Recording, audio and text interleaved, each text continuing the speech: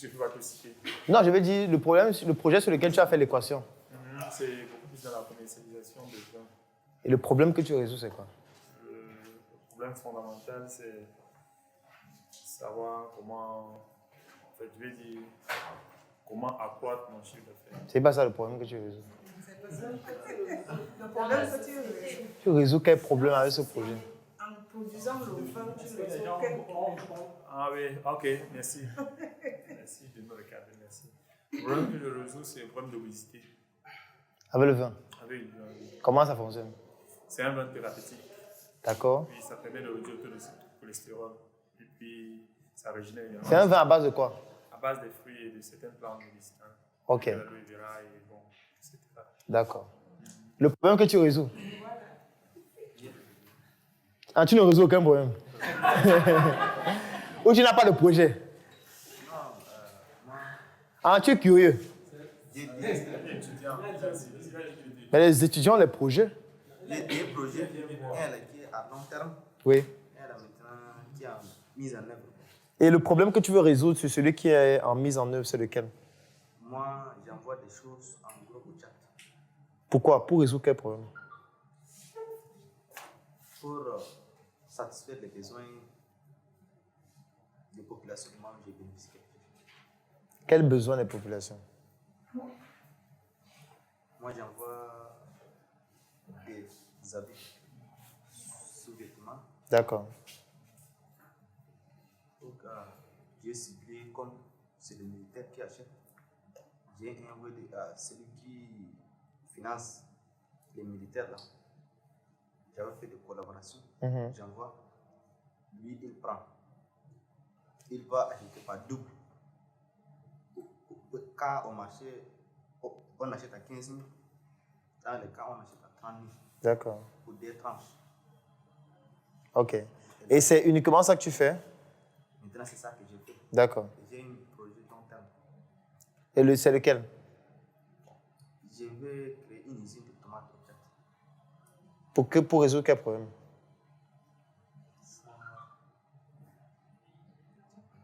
D'accord. Quel problème? Ton projet résout le problème de branding. C'est-à-dire? Création, gestion. Ça, c'est pas le problème.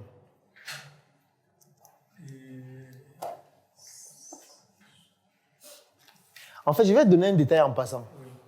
Si vous ne pouvez pas définir le problème que vous résolvez, l'entreprise ne peut pas fonctionner de manière optimale. C'est impossible. C'est totalement impossible. Et je vais vous expliquer pourquoi c'est impossible. Parce que, en fait, quand je parle de problème, j'insiste, et c'est la seule question que je vais poser, je ne vais pas poser les autres. Quand je pose la question, quel est le problème? C'est parce qu'en fait, l'équation, tout est basé sur le problème. Si tu ne définis pas bien le problème, tout le reste de l'équation sera faux. Parce qu'on a vu l'équation tout à l'heure, non? On commence par le problème. Dès que tu as fini avec le problème, on va sur la solution. Ce qui fait que si le problème n'est pas bon, la solution ne sera pas bonne. L'équipe ne sera pas bonne. La population cible dépend du problème, donc elle ne sera pas bonne. Le moyen de communication, c'est celui de la population cible qui ne sera déjà pas bonne parce que le problème n'est pas bon. Donc, si tu ne sais pas très bien définir le problème, le projet ne peut pas fonctionner. Donc, s'il y a une seule chose sur laquelle il faut se concentrer, c'est sur la définition du problème. Oui. Pardon? J'ai une question par rapport. Oui. Puisque l'idéal, c'est que pour lancer un projet, il faudra commencer dans le domaine où vous avez assez d'informations, c'est-à-dire dans votre domaine de compétences. Pas forcément. Parce que s'il faut définir un problème, il faudrait que le problème soit orienté en fonction de vos compétences. Non, est-ce que moi, c'est que fait si j'ai appris ça à l'école? Non. Mais si peut-être pour un début, il faut rester là. Pas forcément. Et on va même voir ça tout à l'heure. On choisit un problème en fonction du retour sur investissement. Ce n'est pas en fonction de sa formation. C'est pour ça que quand vous avez vu, quand je donnais les caractéristiques du problème tout à l'heure, je vais revenir dessus. Quand je donnais les caractéristiques du problème, il n'y a pas eu un endroit où j'ai dit que ta formation, où ça doit être un problème qui correspond à la formation que tu as. Non, ce n'est pas, ça ne fait pas partie des caractéristiques. Les caractéristiques, si c'est pour se rassurer que tu vas gagner beaucoup d'argent, ce n'est pas ta formation. Et tu peux gagner de l'argent dans un projet dans lequel tu n'as aucune formation. Oui. Tu n'as aucune formation, mais tu gagnes de l'argent. Je prends peut-être un exemple. Celui qui fait la mise en relation, il a quelle formation? Supposons que tu rencontres quelqu'un qui vend le champagne. Et puis tu as des clients. Tu l'aides à vendre son champagne. Tu as quelle formation? Est-ce que tu connais fabriquer le champagne? Est-ce que tu as fait une formation en vente de champagne? Je ne sais pas si tu vois un peu ce que je veux dire.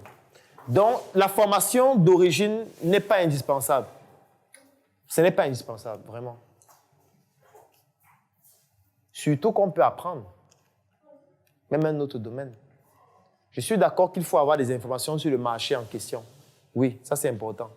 Je suis d'accord qu'il faut comprendre les comportements des consommateurs par rapport à ce produit, oui. Mais ce n'est pas obligatoire que tu aies une formation dans ce domaine académique, non. Sauf si tu mets dans formation toute forme de formation dont on peut bénéficier, comme ce qu'on est en train de faire maintenant, c'est une formation.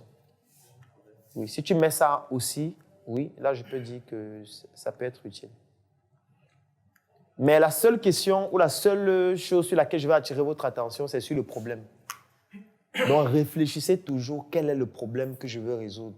Quel est le problème que je veux résoudre? Parce que si tu ne sais pas le problème que tu vas résoudre, tu vas adresser la solution à qui? Parce qu'il faut que tu identifies ceux qui ont ce problème. Tu vas donc segmenter comment? Pour trouver ceux qui ont le problème. Et plus le problème est vague, et plus le projet ne sera pas pertinent. Parce que je prends un exemple. Quand il dit par exemple que l'obésité, ce n'est pas précis.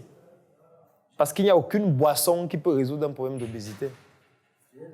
Est-ce que si quelqu'un a un IMC de 32, on donne ta boisson, ça résout? Ça résout? Ça ne résout pas. Ça ne peut pas résoudre. Ça veut dire que ça ne résout qu'un seul problème dans le gros segment que représente le surpoids ou l'obésité. Et c'est à toi de bien identifier ce problème parce que ce n'est pas toutes les personnes qui sont obèses qui ont forcément... Je sais quel fruit, par exemple? Il y a la papaye, la pastèque. Est-ce que tu peux me citer 5 substances qu'il y a dans la papaye? Bon, oui, il y en a. Qu'est-ce que... Oui, allons-y. Je suis comptable de base déjà. Non, il ne veut pas savoir. Donne-moi 5 substances. Moi, j'ai un baccalauréat c'est de comptabilité. Quelles sont les substances qu'il y a dans la papaye? Tu sais pourquoi il pose la question? Non. Parce que quelqu'un peut être allergique à une des substances là et on lui déconseille ton vin. C'est pour ça qu'il pose la question. Ce n'est pas parce qu'il veut te clouer, non. C'est pour que tu comprennes bien qu'il faut que ce soit bien orienté. Parce qu'il peut avoir une substance dans la papaye. Toi, tu es en train de faire un vin de papaye. Tu es en train de vendre ça à tout le monde, comme si tous ceux qui sont obèses doivent boire ça. Alors que peut-être il y a quelqu'un qui est allergique à une de ces substances, ou même à la papaye globalement. Il boit ça, il meurt. Et là, ça devient moins rigolo. Hein? Si tu vends un produit à quelqu'un, il boit, il meurt. Ce n'est plus rigolo. Oui? Moi, je vais résoudre un problème.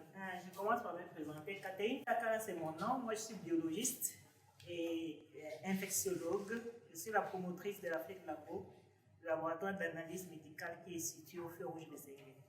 Donc, pour les médecins qui sont en salle, j'espère qu'on va se voir. La mission est simple. Voici une arme capable de changer le mindset du continent africain. Détruire l'obésité de l'inconsistance intellectuelle dans laquelle se cache le coffret VIP. Il possède une arme contenant 200 heures de formation et 8 ans d'expérience entrepreneuriale. Recevez le pouvoir de devenir une meilleure version de vous-même. Armez-vous de cette clé pour une réussite entrepreneuriale.